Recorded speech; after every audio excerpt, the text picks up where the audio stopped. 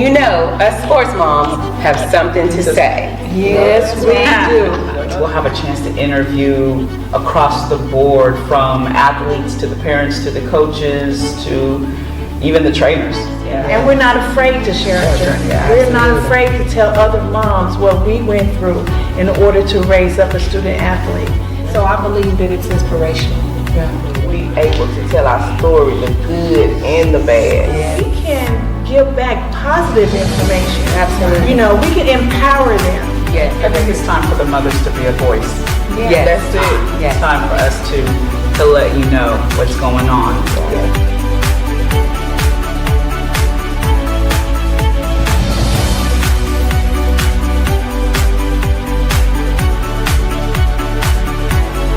We're back, y'all.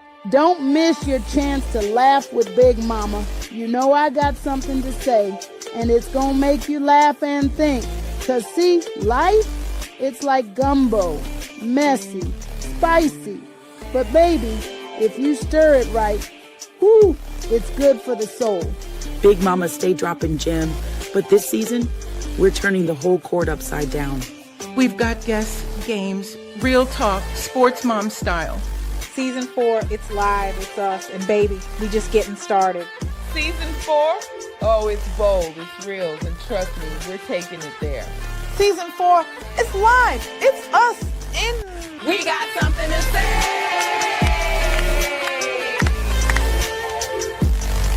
We talk some sports? Yes. Let's do it.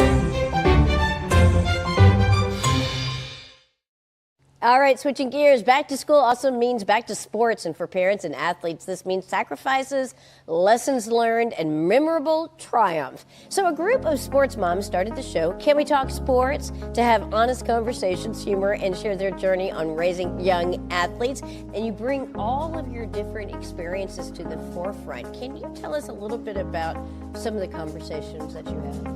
We talk about the do's and the don'ts when it comes to referees. That was our favorite Oh, topic. yes, I bet that is. That one was a good one. We've had Because some the refs parents, honestly, often they're the ones that are misbehaving the Yes. most. They see that they're relatable stories that they was like, oh, okay, I experienced that too. So what do you think actually is some of the biggest challenges that parents of sports, of athletes, are facing? Balance.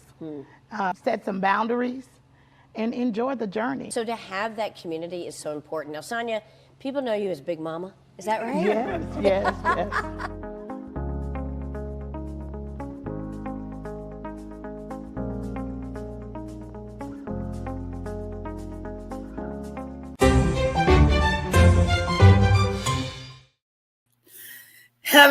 Hello, you guys. Welcome to another episode of Can We Talk Sports? I'm so excited about tonight. This is, let me just breathe. This is a well-needed discussion. It's a discussion that happens every year. It's a discussion that happens on every level, whether it's Little League, even professionals. It's a discussion. And so I'm so glad to be able to bring our audience this discussion so we can just kind of really get down into it. I'm Karen Reese. I'm a community person. I live here in DeSoto, Texas, and I'm all about my community and supporting our kids. And I'm just excited about tonight. Well, hey, this is Big Mama, y'all.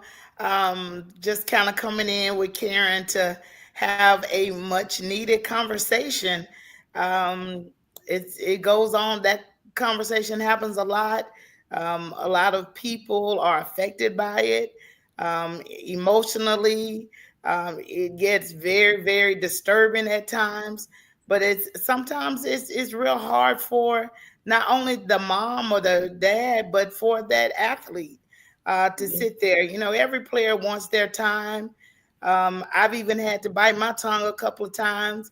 And my husband was the coach. I mean, what you mean your daughter is not going to put, what you mean you got my baby in the outfit? But wait a minute, let's talk about it. So I'm so glad that we have some, let me be careful here. My ex-husband. So y'all just, Big Mama, just Big Mama. So, but this conversation about playing time, why my child is not playing, sometimes you are.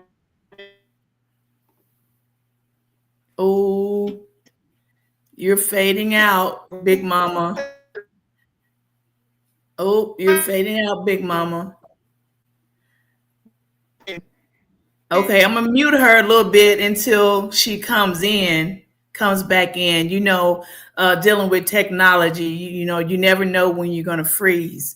But this discussion about playing time, like I said, it is a much needed discussion. And I think it's good that we are discussing it amongst parents. And so we are going to show different point of views. Tonight, our guest is going to be from a player perspective. We're going to have from a coach's perspective, and we're going to have from a referee perspective, just observation and ways to look at it in a different angle. Are you back, Big Mama? Let me see. Can I hear you?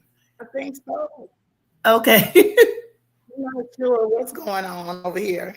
It says my internet is strong, but we're gonna rock and roll. Whatever happens, we're gonna be right here. We're gonna rock steady, baby. Yes. Now, so your son also played band. Did you ever have a problem with why my son can't play in the band, or what is the things that are challenging in the band community as far as playing? In the band community, no, him being first chair, playing saxophone, that's all on him. He's got to practice to make it. It's really not any favorites on that. Either you know your music or you don't. But mine was the solos. Hey, what's going on? You got to audition for a solo, or you just giving them out here.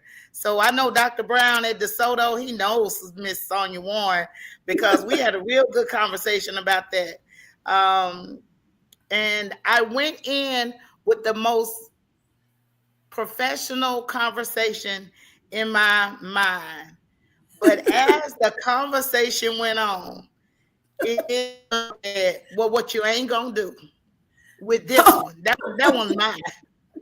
And I didn't mean for it to go that way. But you have to understand, coaches are people too. So coaches they have their favorites. They have, whatever they're looking for or what have you. So everybody in that perspective, unfortunately, in leadership roles, you have a little bias. And no one can negate that. It is in every role, in everywhere. Even in my professional career, there's a little bias between my managers. I know who I can depend on. I know who not to give an urgent project to. So we all have those people that we know that we can count on or we could depend on. And I think that's what the coaches are looking for in their you already know that your son only practice when he gets to practice. He don't work out at home. He don't do nothing, but he want to get to practice, and then he want to be, out there making. No, you already know. And a lot of the times parents, I think, deflect a lot. I think they really do. You know your child, but no one can be a better advocate for your child like you can. So parents talking. And I think that's why it's good for us to have this conversation as far as, you knowing your child. I just remember, I kind of wanted it more than my son. And so he wasn't doing anything extra. He was coming home playing the games. He wasn't working out. And then I hear the stories of these athletes who sacrifice. They're constantly working out. They're constantly training. And so how dare me to go and talk to a coach about playing time, and my child is not doing anything extra to earn the playing time. So that's why this is going to be a great conversation.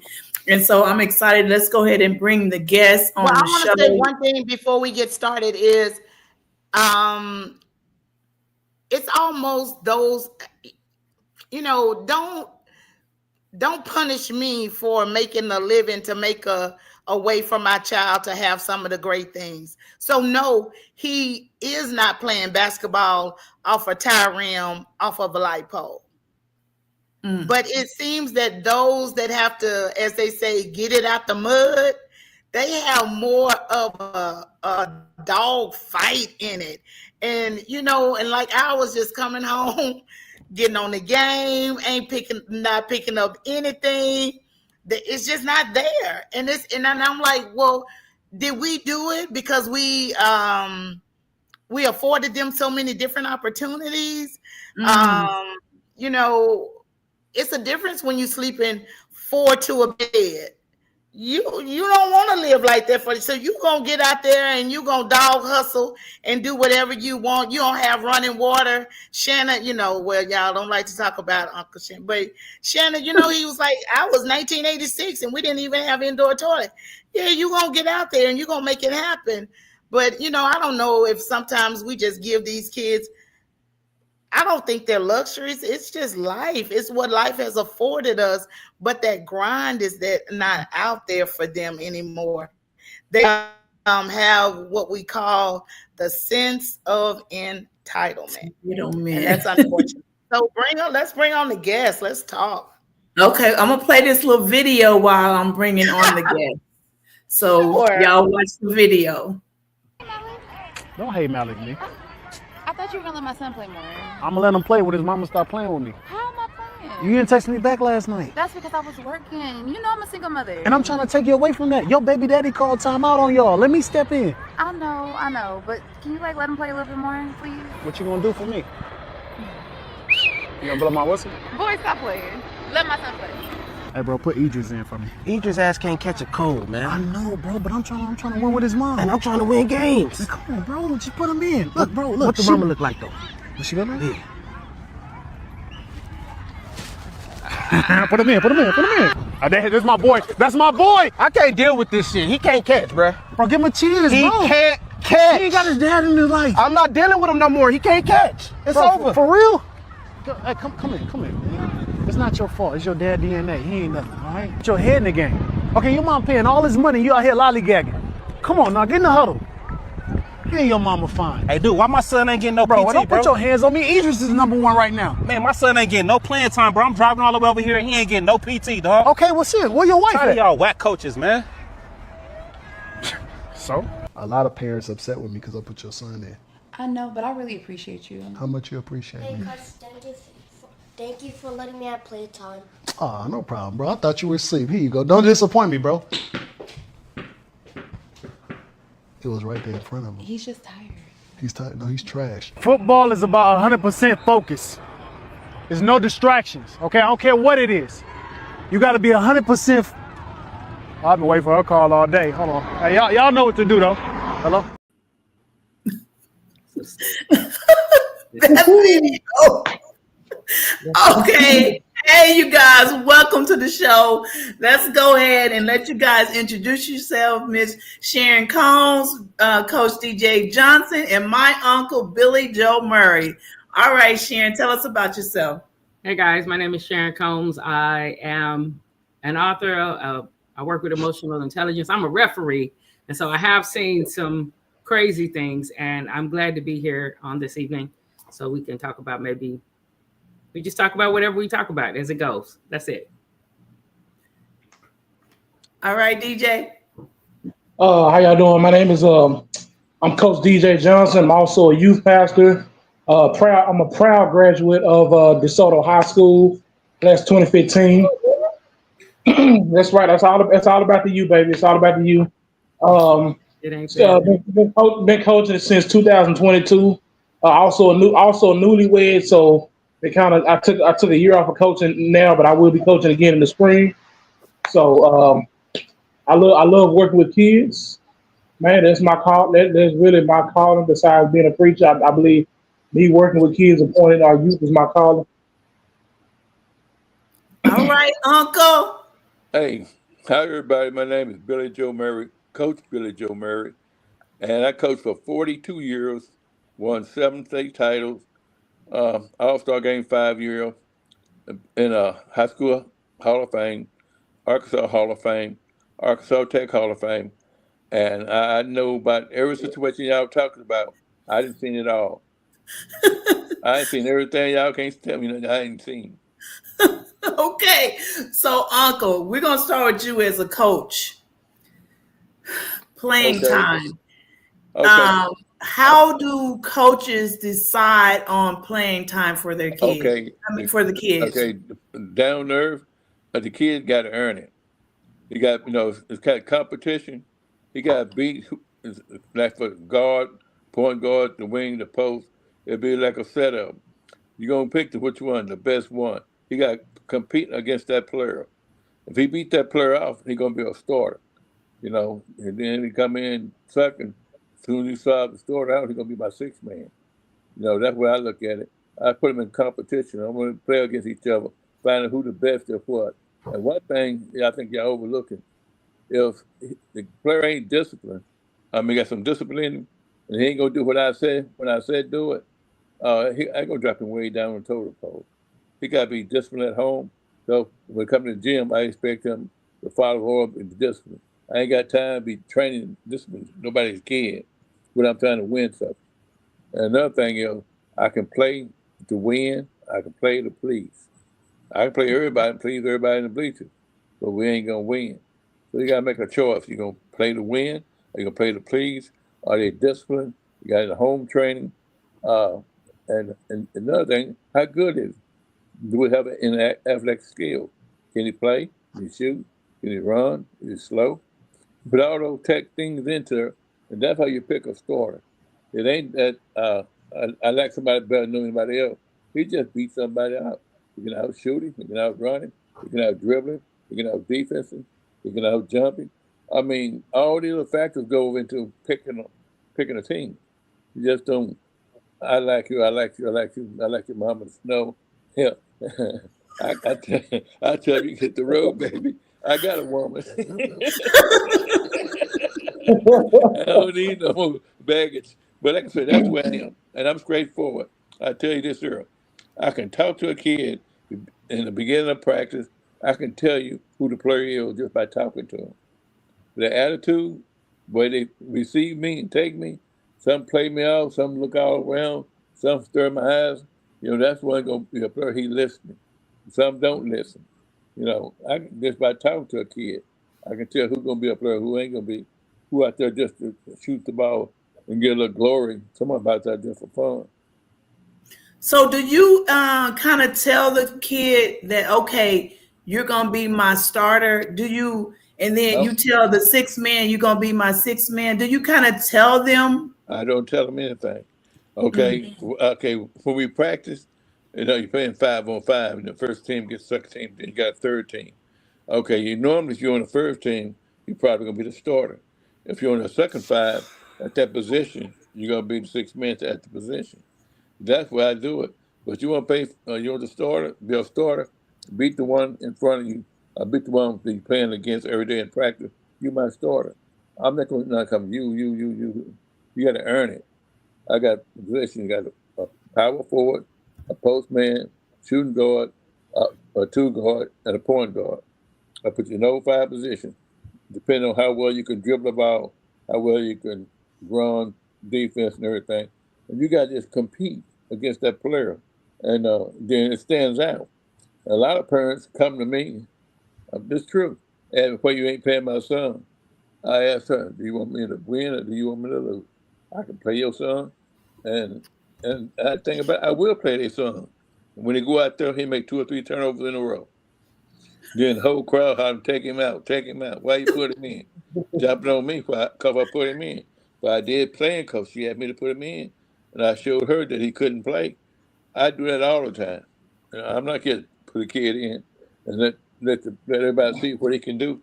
I give him that right. Have that right every day in practice too, to show me what he can do. But I can show you in the crowd in front of everybody, got to embarrass himself because he get out there with the ball stolen from him, with the shot blocked, that his men on defense beat him. He kind of sticking up the whole team. I can show you that. I can show you that by letting him do that. And I still win. So I take him out, put somebody in that can do it. Okay. Now, DJ, you are a player, and I know you DeSoto U, and DeSoto is a very competitive team. Oh, So, can you kind of talk to us about your role on DeSoto, and then did you struggle with playing time, and then did your parents step in, or how did you even handle it? My the thing about going to a school like DeSoto, we all know it. I'm not here to brag, but of course I love my DeSoto, but DeSoto, just like any other schools in the suburban area, they are you can say it ran like a college style program. And when I came in like my junior year, so it was already some stuff that was kind of set up. Now, like I said, I enjoyed my time with playing at DeSoto. Yes, I did have some struggles with playing time, mainly because you're a new kid on the block. You're already coming into a system that's already has some stuff set in stone. Like when I came in, I played guard, I played a little bit of tackle, played a little some everything on the line. And DeSoto, when I say they're like ran kind of like college style, most of the time, most positions in college, there are literally 4 positions deep at every position, at least. So that could be a thing that a lot of players face. And I did consider transferring, but I was already a senior, and I had made so many friends just with my short time at DeSoto. It was kind of like, do I transfer over here and start somewhere new, or I get more playing time? Do I stay here and work it out and stay here because of the name? So yes, that is a that was a struggle for me, but I encourage anyone, um, if you feel like you can. Am I talking a little too much, Miss Karen? No, go ahead. Go ahead. If you feel like hey, I can go somewhere else and get more playing time, then I would say take that route. Not saying that hey, this school is bad or whatnot. It's just maybe this system that probably is just not for you. And sometimes we have to be honest within ourselves and say that you're good. And we are not in just high school. We see it on the in the professional level. You have some of your greatest athletes. Coach Matthews tell us all the time. Some athletes may not go Division 1. Some may not go Division 2. Some you may have to go Division 3. You may have to go NAI. It's somewhere. What I'm saying is somewhere for you to play. Yeah. You get what I'm saying. And even professional. Some people may not make the NFL. That playing field is so thick. You have XFL. You have arena leagues. I've had the privilege of playing semi-pro football. Matter of fact, I'm doing a little bit of semi-pro right now. And henceforth, while my thumb is hurt, a folk call it 37U, but I don't. They can say what they want to say, but yeah, those were some of the struggles that I dealt with. And to be honest, yes, it was hard because if anybody knows DeSoto or I didn't do DeSoto, any other schools like Duncan City Hill, when you go through programs like that, when I say it's college style ran, workouts is no joke. Okay, the only door I'm doing this is Barbados City. We'll talk about that later. Those programs are ran college style. So I decided I'm gonna stick it out, and I gained a lot of respect from my peers by doing that because they said, hey, look, they say he got more heart than a lot of y'all, and I did. I wasn't the fans, I wasn't the best, I wasn't the strongest, but hey, just my perseverance alone was enough to hey, I still got respect from a lot of my players to this day. And DJ, your sound is kind of going out. I'm sorry. Okay, yeah, it was a little bit better when you came up. Okay, let me come up. Yeah. Just me persevering, dealing with that 10 years ago, I still have respect for my peers to this day. Even my the coach I coached at high school last year, just him knowing me from high school, I was able to get that job, and he didn't have to, he didn't have to do that. He took a chance on me, and I know this kind of going off topic. That's also what I tell my student athletes when I coach them. Be careful how you treat your coaches now, because you may not be, big D1, big this player or whatnot, but you may want to coach.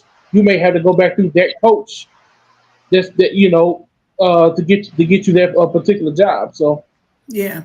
Yeah. So I want to definitely tell them that even that you didn't get a lot of playing time, you still went to college and got a scholarship. oh right? yeah, I went.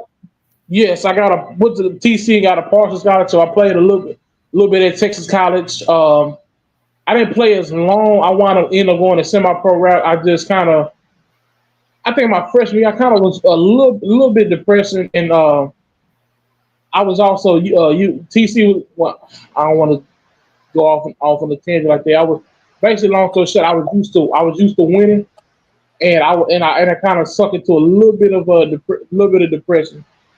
And then also too, a freshman trying to figure out a whole lot of stuff too.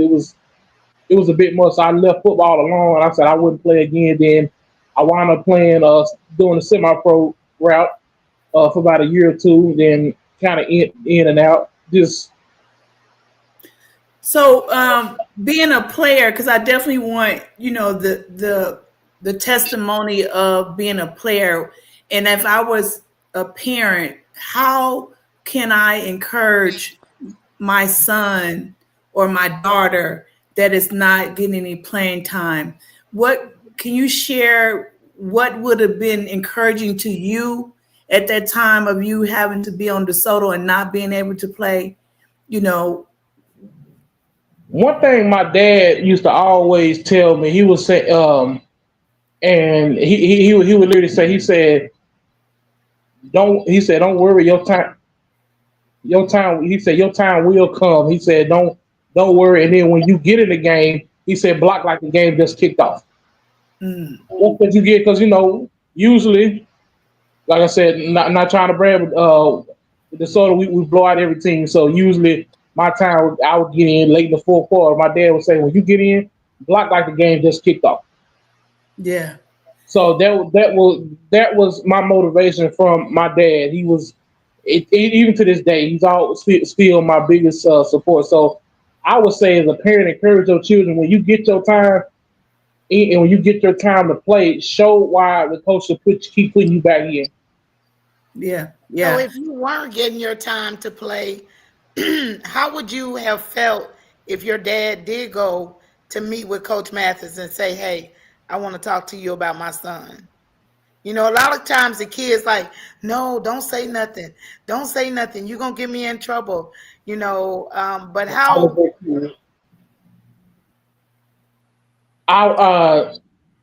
It was crazy. My mother actually thought about saying, I'm like, Mom, no, don't do it. Because Mama, sports mom.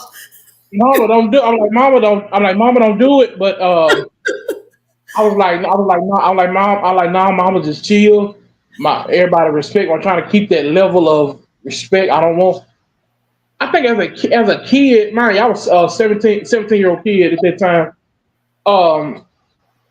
Some kids may want their parents to say something, and some is like, no, I don't want to. My mindset was, I didn't want to get in trouble. I didn't want to basically be, how can I say it? Labeled. Be the topic of discussion. Yeah. Be that topic of discussion, because I mean, as a player, and I'm trying to jump back into player mode, kind of in coach mode, trying to jump back into player mode. The worst thing any player wants to go through is be the topic of discussion, especially going to a predominantly black school. Because once you're the topic of discussion, it ain't just over on the field. Let's just keep it real. You gonna, as we say, get fired up in the locker room, and then everybody, coach so and so had to get on Big D like. So I'm like, just let it go. And plus, I was always a quiet kid too. I wasn't known for doing X, Y, and Z. I was always quiet kid. So I'm like, Mama, just let it go. We got halfway through the season. After this, we on to the next. you know. Yeah. So, Sharyn, this is where I want you to come in because I had some I've had parents over time who have shared about how to deal with their student athlete as far as playing time, as far as maybe depression or their identity of sports. Can you comment on some ways that parents can kind of encourage their child, as they're going through things like this as far as playing time? Yeah, again, thanks so much for having me, Karen, having me on Can We Talk Sports, Bill, Coach, Big Mama. I am a big fan of sports is an extension of your identity, not the whole identity. And I think if we do that, because even before somebody plays sports, they have something in your DNA. I don't care if it's integrity, work ethic, there's something. And I think what I've seen is when individuals have that, they're able to, and I haven't seen them all, but the ones I've seen that have that time of being depressed, like maybe you come from a small town and you used to be in the big fish, and then you go, even if you're in high school, you go to like DeSoto or Duncanville, they all run like college programs, right? Yeah. But you come from like a small town where everybody know you. You have always been the hero. You have always been the golden boy. And unfortunately, your parents have always had a hero or a golden boy or a golden girl. And so then they go into this other place and they may see somebody that they feel like, hey, my child is better than them or even equal. You have to be more than better than or just equal, because they already have, these people already used to working together, playing together. And so then because somebody's ID is so wrapped up, just think of high school. They looking for ID, respectfully. They are looking for something to identify with. They are being shaped, formed. And so they're looking to have something that makes them them.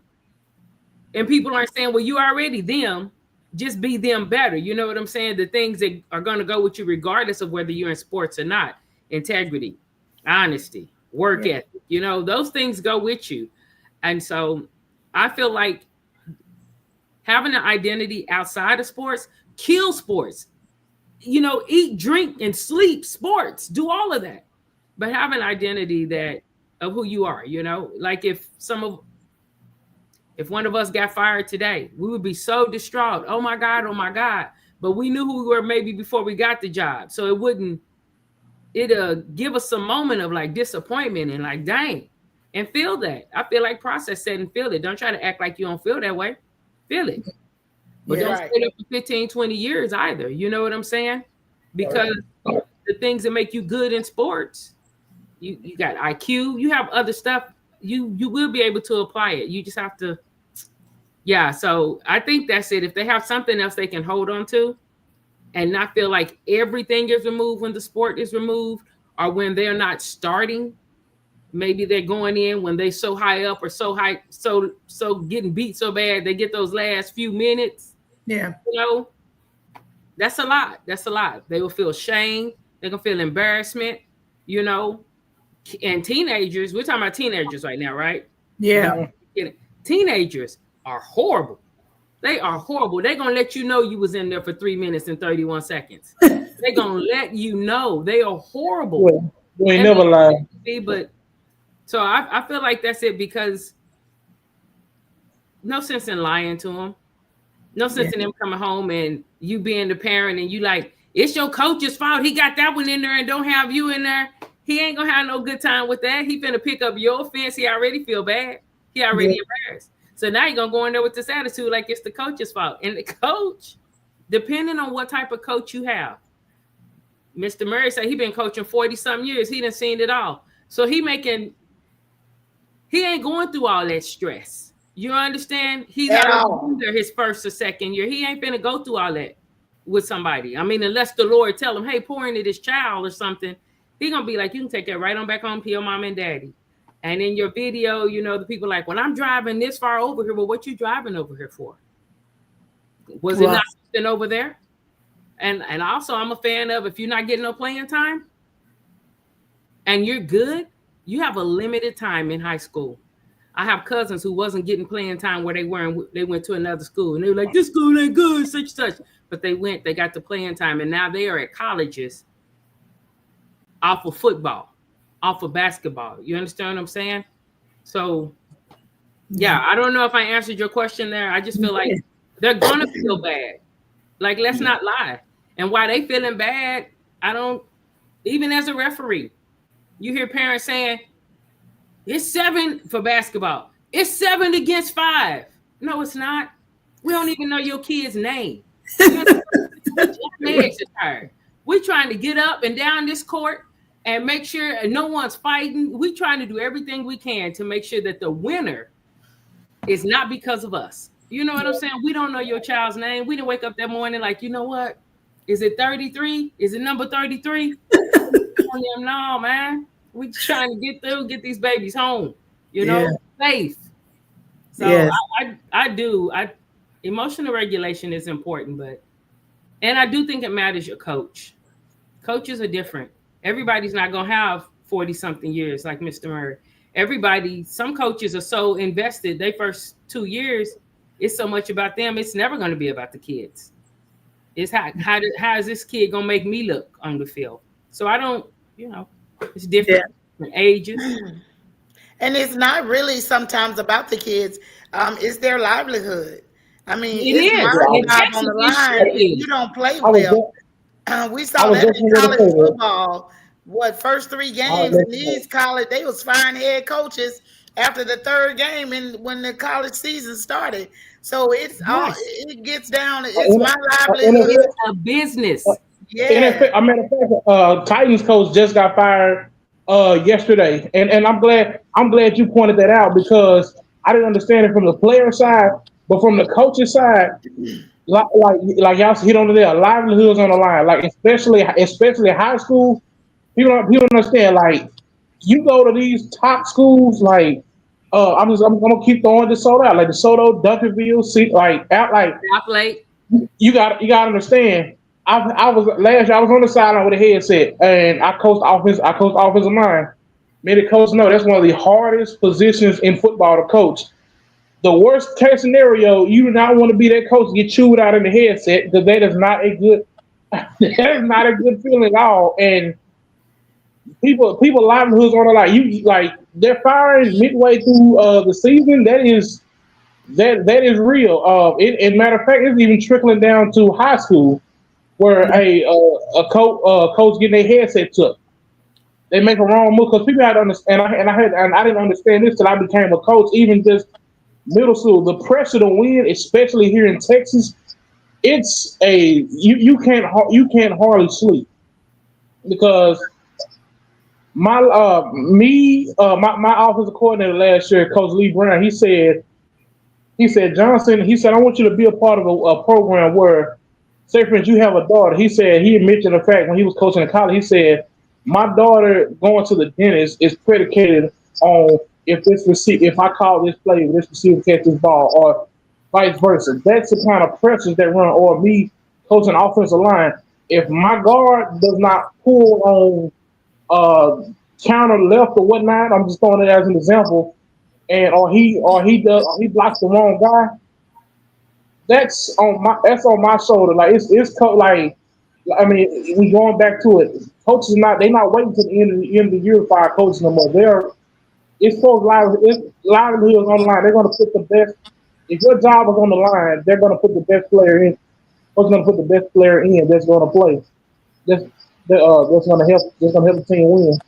Yeah, that's right. Big Mama and Karen, I want to ask a question to Billy and to Coach, because I know that's true. Like college and probably at a Duncanville or a DeSoto, just where everybody watching you across the nation. But what about for people who are truly like AAU and middle school? Are coaches feeling that type of pressure there too?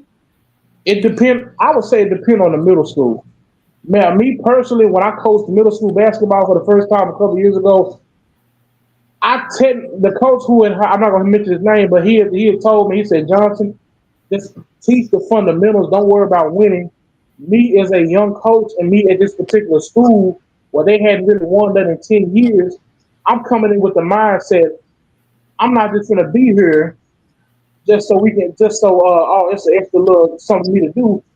We finna teach fundamentals. We also gonna win. So I put that kind of pressure on myself as a volunteer middle school coach, because when you Volunteer. coach when you coach in sixth grade, that's mainly volunteer. I put that kind of pressure on myself. Hey, look, if I'm out here sacrificing my time away at that time I was freshly engaged in, I'm sacrificing time away from my fiance after school.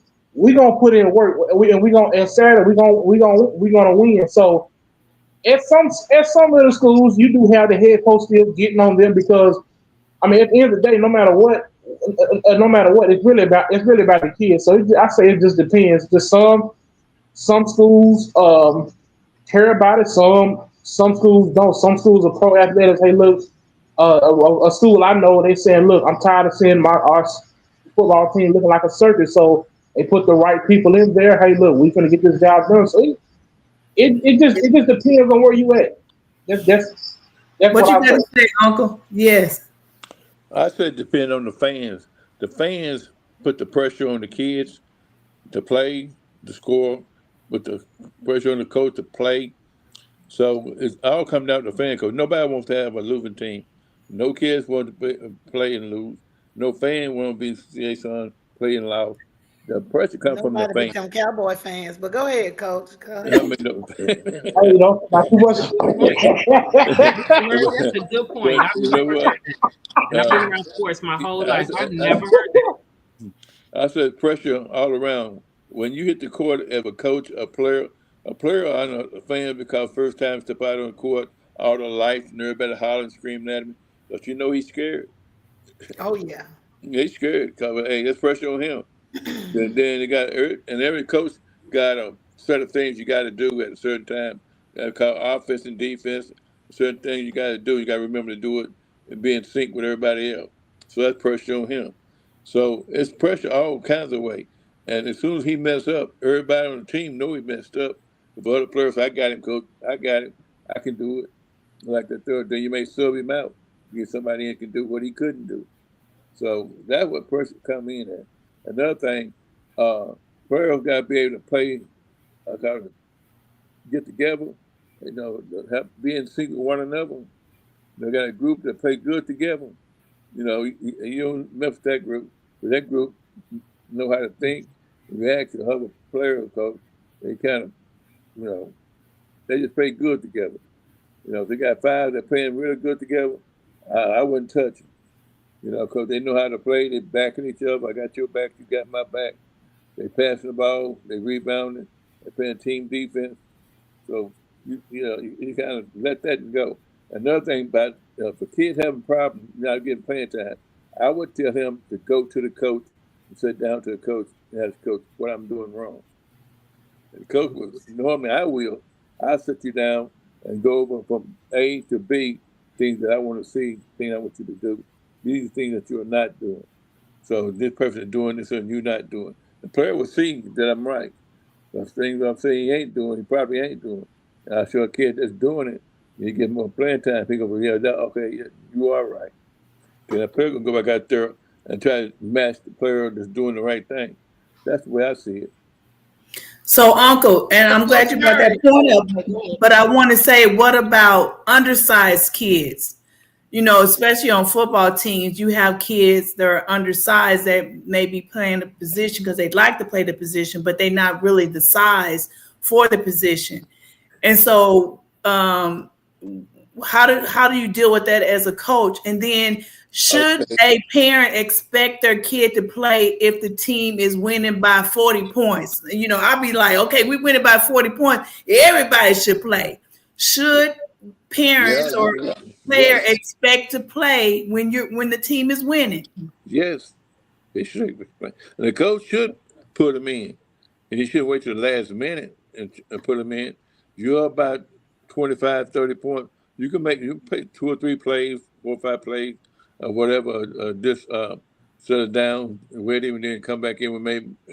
He did get in there while the game was going good. I would.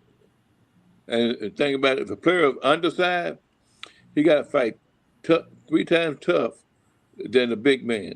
It's all kind of ways he can beat a big man out. It's just the coach got to teach him the points how to beat a bigger player out. You just don't say because you decide you can't do it. That's bullshit. Hey, some of the best players I have coached been undersized, small, short, quick. If he's short and quick, see, he got an advantage right there.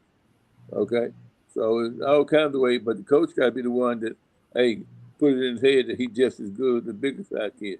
You got to pump him up so he think he can. If he think he can, he will. I love it. And a lot of times with undersized players, because I had one with my middle schooler. A lot of times, undersized players usually be the ones that got that dog in you. It's like I've learned that it ain't the size of the dog in the fight, but it's the size of the fight in the dog. That's right. Them undersized characters, I feel like the reason why they play as hard as they do because they know they feel like they got something to prove. Like it was one kid, he was short, but when it came to like playing basketball, he was quick. It was crazy. He used his football skills for basketball. I forgot his name. We used to call him Black Dynamite. I mean, he was just quick. You would think a dude on the court would think he's open on the edge, and next thing you know, here comes Dynamite. Boom, take it, and he's gone. He's taking the ball up the court to go score. So when it comes to undersized player, the best player. This is when the best player will play. But sometimes size don't always mean that they can play. Because I mean, we've seen. I mean, I'm pretty sure Coach Murray, you've seen some of the dudes who may have passed the eye test, but when they get out there on the court or on the field, it's like, bro, hey, what are we doing? what are we doing? Yeah. So, but I'm enjoying this conversation, and it's I still think that it's very much needed. And so we're talking about it from the different sports perspective, from a basketball versus a football perspective. And so, what are some things? Because I think that's the key is those kids that are not getting playing. So us as parents, when we pay our fees, we expect to play, And I don't know if that's based on when you're in Little League, everybody plays. But when you get to junior high, you have to compete. And as you go, you have to keep competing. Yeah. And maybe us as parents, we still have the mentality because I paid, then I'm in high school that I need to be playing. But so what are some things that you guys can give to parents and athletes who are not playing, as far as some more things of how they can handle that? We already have going to the coach. What should the parents do? How should the parents encourage their athletes who are struggling with this? I'm going to say back off. You're putting pressure on the kid anyway. And you want to see him playing, man, you kind of like you're in his head. I mean, you're constantly in his head. That's a good coach. I mean, he should be this. You can mess a kid up like that. Tell him what he should and could be doing, and then it don't pan out for him. You'll just kill him right there. So let a kid be a kid. If he let him come out and play his style. Don't have to force him one way or the other. The coach gonna see it. The coach gonna pick up on him. But you started getting his head telling him you ought to be playing, you ought to be this, and ought to be that. Hey, sometimes you may be right sometimes, but sometimes you may be wrong. But most of the time you're gonna be wrong. Because like I said, if a coach, I know in basketball, you're gonna have a particular set of kids out there that's in sync. If your son ain't in sync with that 4 or 5 out there, he ain't going. Because coach got what? Win the district tournament, state tournament, region tournament. He's trying to win. If your kid ain't in the sync, in the groove, everybody got to get in the groove to get in the game. Your kid may be good at doing certain things. He may have a spot for him, but down the stretch, he going to go with his horses. I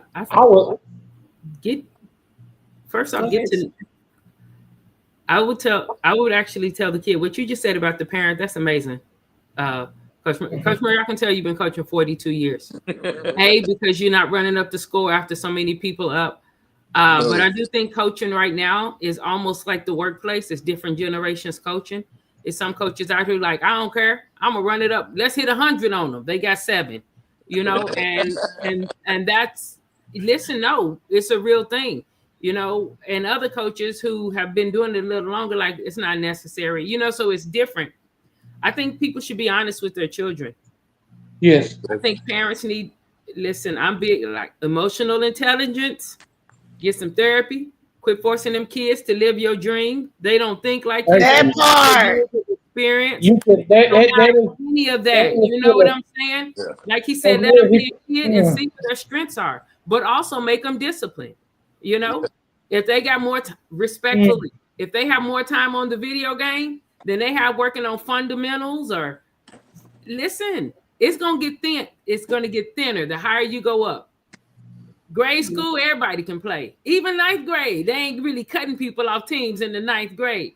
Come 10th grade, you ain't gonna understand. You don't even have a jersey.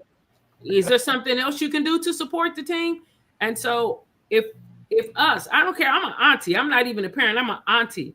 But I tell my nephews, I tell my nieces, I tell them all, no, don't ask me to pay $60 or more an hour for you to go get some fundamental training. And you ain't dribbling the ball one time. You ain't been outside with the ball one time.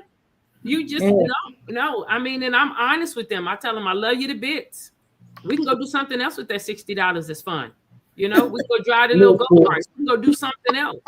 But listen, I'm glad you pointed that out. Y'all pointed out 2 things that really caught my talking about these parents. That really I know I have not been coaching as long, but that really bothers me. Parents trying to live through their kids. That really bothers me because they'll be telling their kid one thing, but then they come to practice, that does not fit our scheme. That does not fit what we're trying to do. And then and then also you were saying something about them doing extra work at home because, like I said, even though I didn't get a lot of PT at DeSoto, it taught me so much of just about sports that I bring to my coaching staff.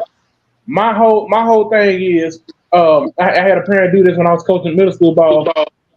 They would I had a parent come to me after the game saying, "How come my child did not get enough playing time? He's at practice." Well, for one, your baby's out there looking lost.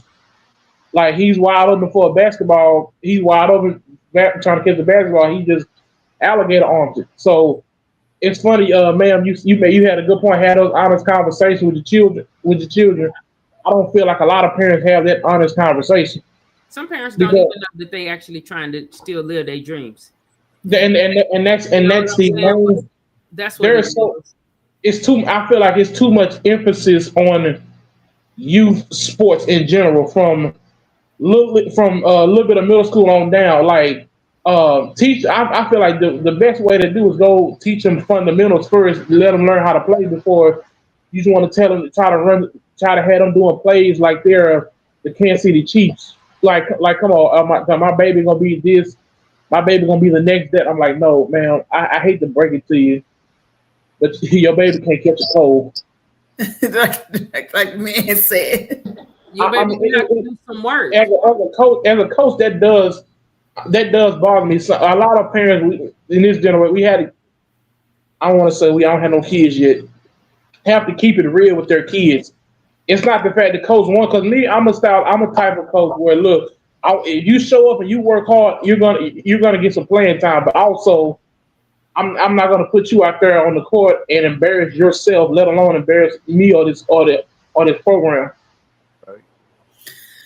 Yeah, but also I was talking to my husband. He was saying, especially undersized. He said the coach may not put him in because he's trying to protect them. It may be a safety issue that we as parents in the stands that we don't even recognize that the kid they may be coming against may be way bigger than him and he could be injured. And so that's a lot of things, that's some things that we don't think about as parents, that it's more to it than my child not playing. And then when we start to compare, my child is better than that other child, then that's us coming into the whole coach's role. You know what I'm saying? If we're going to let the coach, if we're going to give them over to the coach, let them coach. And we have to understand our position. And we're just the encourager at home. And like I say, we do need to be honest. I can say to myself, I needed to be honest about my son, even though he played on the line, but to go to one school, he wasn't big enough. And I needed to be honest with myself and stop giving him false hope. And when we was looking for scholarship, I'm looking for USC, knowing that he wasn't even tall enough to play on USC. So why was I even had his mental mind going there? And so there's some things that us as parents, we're going to have to wake up and understand and start helping our kids adjust to that. Maybe you might be the best bench warmer or be the best cheerleader, man cheerleader, or whatever, encourager on the team. Be there and be rooting those kids on. Be a team player. Because, when the football team, you're talking about 80 kids, of course, somebody is not going to get a chance to play. I want to hit some basics. I don't know how long the show is, so I want to hit some basics. First off, if your grades are butt, which means they're not up to par, that's already going to affect your playing. You know what I'm saying? Second off, if you're late to practice every time or you joking around, that's going to affect your playing time. If every time the coach has something to say, you have something to say back. You need him to qualify it as if he has to explain or she has to explain something to you. That's going to keep you off. If you always in some mess in the locker room, even if the coach ain't standing there, the coach know. These are things that can prevent your child from playing. Respectfully, parents, if you ain't nothing but grief for the coach, he don't want to see you or your child, or she doesn't want to see you or your child. These are things that can keep your child from playing. Sometimes we're so busy wanting to have the last word, the last lick, we're not realizing this is going to affect my child. So there are some real basic things. I mean, if you're lazy, somebody has to be honest enough to say, hey, you know what? You lazy. You're doing the bare minimum. You actually have capacity to do twice as much. Everybody doesn't.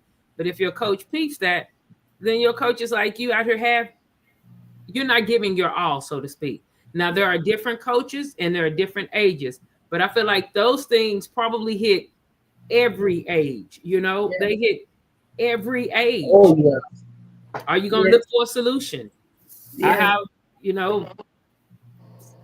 Yeah. You say no. NBA now. In high school, we went to a different area and he was like, they got me on the bench. I'm better than them, such and such.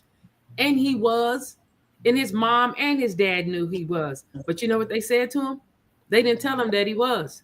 They said, well, what are you going to do to get off the bench? That's good. And I was like, that's what's up. I wouldn't have thought of that response. I probably would have been like, well, just keep working hard. They were like, what are you going to do to get off the bench?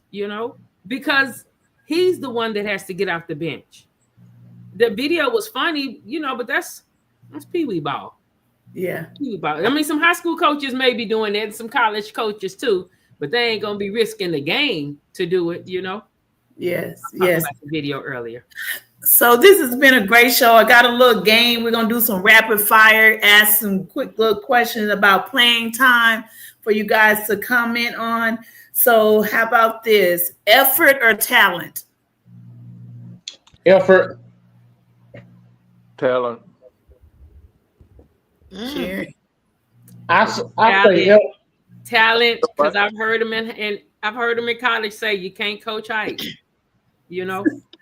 I have more basketball in me than football. Only reason why I say effort because I've seen a lot of athletes who had talent, but their work ethic was trash. That's my reason why I say effort. I do believe. Don't get me wrong. I do believe talent. Yes, because I in order to win, you need talent. But I'm more concerned with me. I'm more concerned with that effort. Because effort. You know what? Effort equates discipline. Yes. Because there's some, and that's one thing I also share with my student athletes. Like I said, it's one thing I've learned from DeSoto, being around a whole lot of folk. I ain't just football. DeSoto is they don't call us the youth for nothing.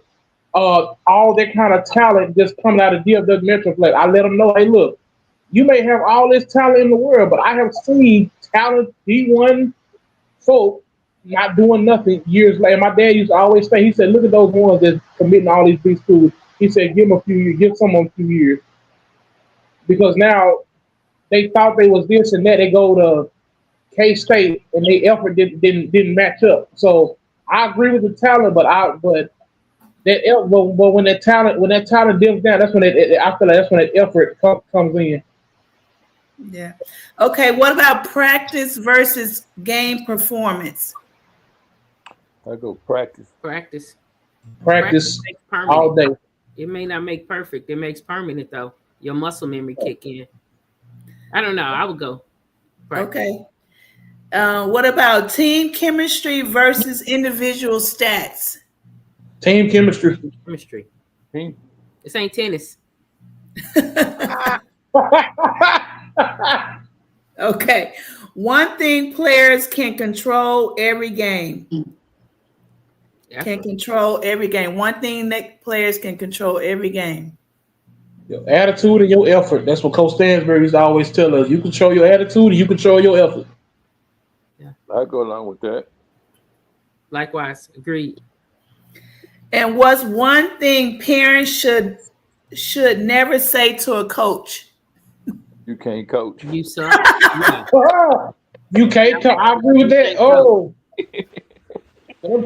I had one parent say, y'all ain't, I was coaching high school my first. They said, y'all some little league coaches. I thought, oh, God, you please.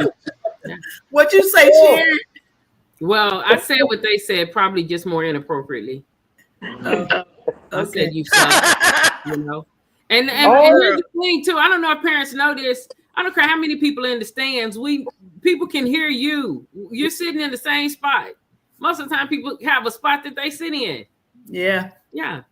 And depending on what school you go to, the attendance might be low, or the stadium, you right on top of them. Like even my coach last year, like we had to watch what we say on the sideline, they can hear you and vice versa. So, oh yeah. All right. So let's get what's your last parting words that you want to say about tonight's topic or just about anything, and tell people how they can find you. Go ahead, Coach DJ. Start us out. My last thoughts is simple. If you feel like you when we're talking about this topic, if you feel like you're not getting enough PT where you're at, either you do one or two things: you either work hard, or you find another system that fits you. And also, to any student athlete that is watching, please respect your coaches, because one day that ball will drop, and you never know. You may want to get into coaching, or you may want to do something, and that coach that you decided to piss off 10 years ago might be just that person you need. Mama always say, don't bite the hand that feeds you. All right. What about you, Sharyn? I would say a few things. First off, I would find out why you want to play. You know, like don't wait till your junior year in high school to be like, you know what, I really want to go to college. They're already selecting people. So they've been selecting who they want. So I would say make sure that that's what you want to do, that your child wants to do. For parents, unfortunately, have a conversation. They're about 11 or 12. Because if they really do want to go to these other levels, their life about to change. They practice schedule going to change. The amount of time they have to put in there, it's not as sexy as it looks, you know, the work that it's going to entail. So I would say make sure that that's something they really want to do as far as why is my child getting playing time, and with making sure that know that just because you go to a DeSoto or a Duncanville and you may get a ring doesn't mean your child is going to get school paid for. So find out, why isn't my child playing? Ask, why is your child playing? And I feel like if you reverse engineer that, instead of letting everybody else speak on it, then you'll know whether you need to move to a different school. You'll know how involved you need to be. You'll know how much you need to invest financially. Do I need to send my kid down here to Florida for a camp instead of right up the street? So I will find out, why is your child playing? We know they're playing for fun because everybody want to do it, but if you treat it like a business, unfortunately, after a certain age, treat it like a business. Yeah. So that's all right. All right, Uncle. Okay. Oh, you know, I just want to say this before he talks. I'm just so honored to have him on the show. As you can see, that's why I'm in sports, because of him and my uncle, Uncle Greek. And so, yes, thank you so much, Uncle, for coming on. So go ahead and give us the parting words. Okay, my parting word is the kids want to play. I mean, can't push him out there, tell him he's going to play. You can see the desire by in effort. He's working after school in the backyard, working on his game, dribbling, shooting, whatever. He want to play. And next thing, how much basketball sense or football sense do we have? How well do we know the game? You know, a lot of coaches pick kids that know the game. Some kids don't know A from B when they start playing basketball, so they fall behind. So it all depends on how bad the kid want it and what will he do to sacrifice in order to get there. And like I said, with my kids, I'm very complex. You gotta know you play the position. You gotta know everything about that position. For that position, you gotta know everything about it. I can't have no special ed kids out there playing, even though I had a few. But you know, everybody gotta know their parts and do their part when they gotta do it in order to be a winning team. But he just gotta know what the coach wants from him. What him to do, what he want him to do it, and he gotta be able to gel with everybody else. Yeah. All right, Big Mama, what you got anything before we go? To all my student athletes out there, preparation is key. And always question yourself when you go out there. How bad do you want it? Right. Yes. And then I just want to say God has a plan for you. And so whether it is to just be a team player or to excel in something professional, just know that God has a plan for you and to enjoy the moment. You know, sometimes we're looking at some big picture and we're not enjoying where we are right now. So if you're in high school, I enjoyed high school. I just celebrated my 40th year class reunion and I loved high school. So, you know, if you're not playing, find something else. You still can be on the team, but find something else about the team that brings you joy and just enjoy your time as high school. Because once you graduate, is when the bills and all the stuff of life comes. So you don't want to be so caught up in crazy just stuff that you don't have to in high school. Just take the time to enjoy high school and whatever it takes to do that. All right, you guys. Thank you so much, everybody that came on. I really appreciate it. We appreciate all the guests, people who have given us comments. Go like and share. Tell somebody about Sports Mom over here. They over here talking. They talking about playing time. And only we can talk about it because we're the one that deal with it. And so, but we're here to help each other. Just kind of think it through. All right, you guys. So we'll see y'all later. Talk to y'all soon. Thank you. Thanks for having me. Bye-bye. Bye. Let's go.